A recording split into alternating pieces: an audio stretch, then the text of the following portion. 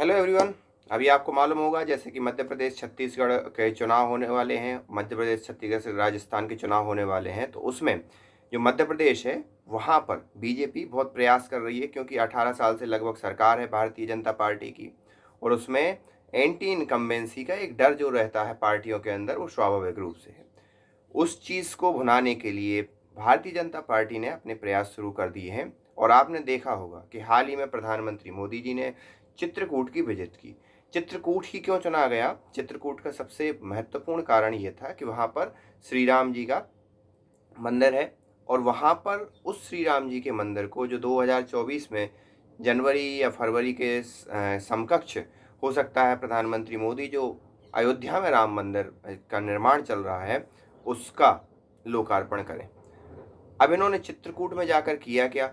चित्रकूट में जाकर आपको मालूम होगा श्री रामभद्राचार्य जी महाराज, जगत गुरु श्री रामभद्राचार्य जी महाराज जो तुलसी पीठ के पीठाधीश्वर हैं, दोनों आंखें उनकी नहीं हैं, फिर भी उन्होंने संस्कृत के क्षेत्र में बहुत काम किया। और जब राम मंदिर बन रहा था तो उस समय भी उन्होंने कई साक्ष्य संस्कृत के दिए, कई वेदों के प्रमाण दिए कि राम जी वहाँ पर मौजूद हैं। तो ये सब चीज़ें हैं। वहाँ पर उन्होंने उनकी पुस्तकों का लोकार्पण किया। एक संस्कृत व्याकरण से रिलेटेड है जो कि पाणिनि की अष्टाध्यायी सुनी होगी, जो संस्कृत का व्याकरण का एक महत्वपूर्ण ग्रंथ है। दूसरा है कृष्ण की रासलीला, आपने सुनी होगी, कई लोगों ने बनाई है, लेकिन यहाँ पर जगतगुरु रामभद्राचार्य जी ने कृष्ण की राष्ट्रलीला बनाई है। इस प्रकार से उन्होंने 3 ग्रंथों का क्या किया,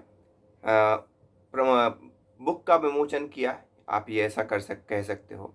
और इसके साथ ही एक सटल मैसेज भी दे दिया कि भारतीय जनता पार्टी की सरकार जो है उस संस्कृत के उत्थान के लिए और उसको आगे बढ़ाने के लिए प्रयासरत है।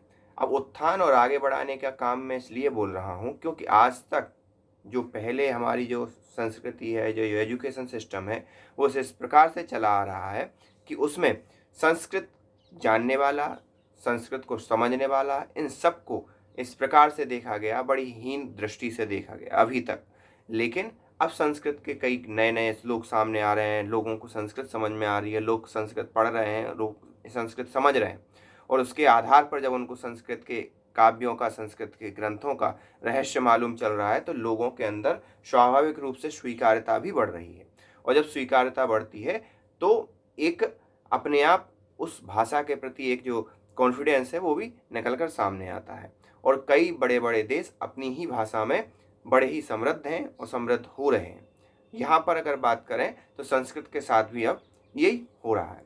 आप इस बारे में, इस पूरी रैली के बारे में क्या समझते हैं, क्या सोचते हैं, ये आप हमें कमेंट करके बता सकते हैं। बाकी ये जो बजट थी वो मिक्स बजट आप कह सकते हो, सरकार की नीतियों का निर्धारण कि सरकार क्या करने वाली है और मध्य प्रदेश में होने वाले चुनाव, इन दोनों का एक मेल जोल था जो मुझे लगता है। आप इसे क्या समझते हो, आप हमें कमेंट करके बता सकते हो। मिलते हैं नेक्स्ट वीडियो में, तब तक के लिए धन्यवाद।